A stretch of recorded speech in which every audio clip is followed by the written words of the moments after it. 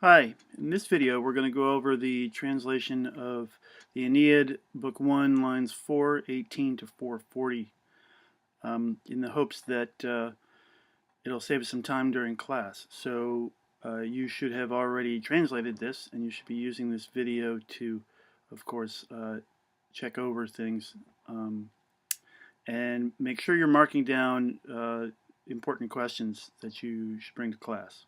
Also, we have, because the AP people have told us to, we've skipped a bunch of lines. You should be reading those lines in English so that you understand the flow of what's going on in the Latin.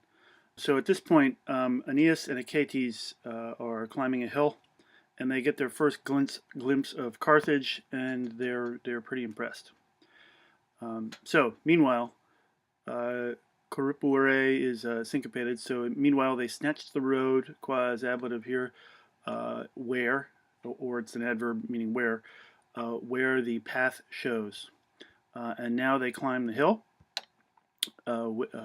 which towers over the city. Even it kind of towers over the city very much. This plurimus is an adverb, as the book notes, even though it's nominative, singular, masculine.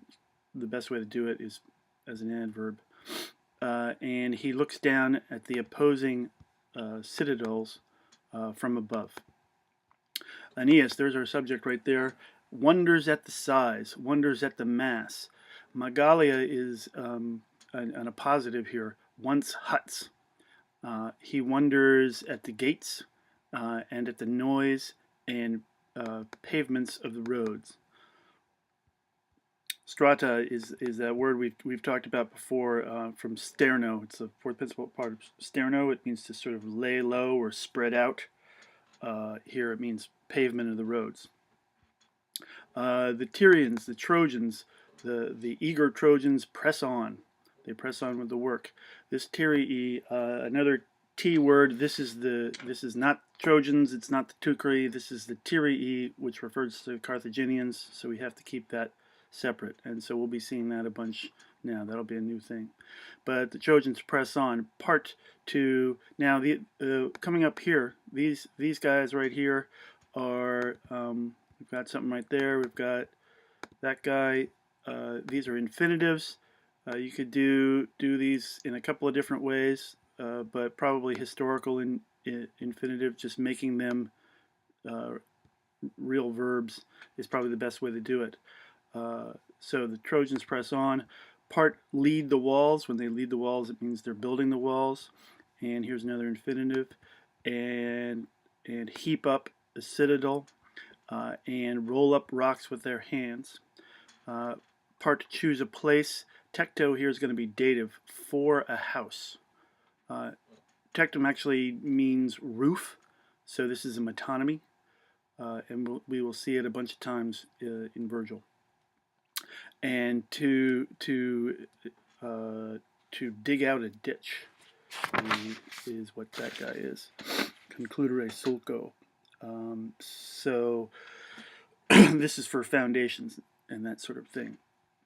They choose laws and magistrates and a holy senate. So laws, magistrates, a holy senate. So they're setting up their government there. Here, some dig out a port. Here others. There's an alley right there. Here others place the tall foundations for theaters, and they cut out from the rocks, rupus, from rocks, huge columns. Here's another appositive, decora.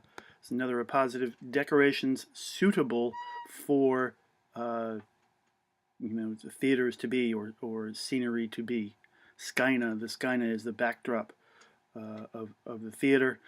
There's actually a picture in your book about that. Coming up now here is a simile, qualis, right there. It starts a simile. It's actually quite a famous simile. Qualis agrees with labor, and that's our subject, not this apis. So just as, or I could say, such a hardship, such a labor works out the bees under the sun in the new summer through the flowery fields. When they lead out their mature offspring, or the mature offspring, genitive of the tribe, of the clan, of the hive, actually, if we're talking about bees, or when they pack liquid honey, uh, and they stretch out the cells with the sweet nectar. So they're packing the liquid honey into the cells. Virgil clearly doesn't know a whole lot about bees necessarily, so he's kind of imagining the bees getting the honey from the flowers and stuffing them into the cells. Or they accept the roads. Venientum here is a substantive of the bees coming in. So they accept the loads of those coming in, or with a battle line having been made, they keep away the the drones. Foucaults are the drones. Ignavum pecus is in a positive to that. The drones, that lazy flock from the hive. A hive will actually drive out at a certain point of year. Will drive out all the drones and kind of let them fend for themselves. Um, and here he's suggesting that these are lazy drones. So here are the Carthaginians driving out the lazy people, busy, busy, busy, driving out the lazy people. The opus here is our nominative. The work boils or seethes, and the hang on a second here. I'm getting a different color. There we go. The work seethes or boils, and the fragrant honey is redolent with time, smells of time. The spice, that is. And Aeneid says, down here, Aeneid says, "Oh, you fortunate people whose walls now rise," or walls already rise. Clearly he's jealous there. And he looks down at the peaks of the city, the fastigia, or the high points of the city. He brings himself, having been hidden in a cloud, Cyptus here, from Scipio. So he's covered up in a cloud. This is something that Venus has done to him, and it's kind of what she did actually in the Iliad as well. Mirabile dictu, wondrous to say. There's our supine right there. Through the middle, this medios, we're going to understand a weird. We're going to understand a Weiros there too, through the middle of the people. So basically, Aeneas and Ascanius walk into the city, right in the middle of the people, in this cloud, the middle of the people, and he mixes with the men, and he is not seen by any. This uli is dative of agent right there. That's it. So make sure you have your notes down, and any questions we'll talk about in class. Thanks.